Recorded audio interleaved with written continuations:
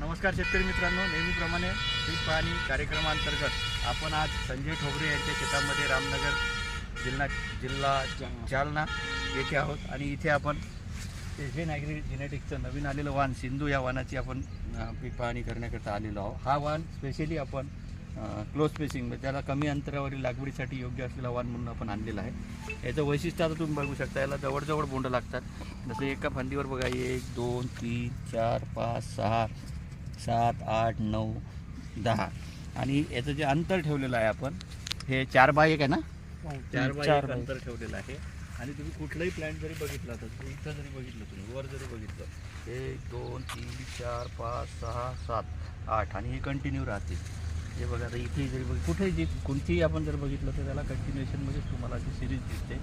Sucking पेस्टचा attack अत्यंत कमी आहे आणि याला आपण एक 45 दिवसामध्ये एक स्प्रे घेतला होता आणि दुसरा स्प्रे जो आहे हा 65 दिवसामध्ये चमत्कारचा स्प्रे इथे घेतलेला आहे। आणि आजच्या डेटमध्ये हा 84 दिवसाचा प्लॉट आपण इथे बघू शकता। या वाणाचं नाव आहे NCS 279 सिंधू। धन्यवाद।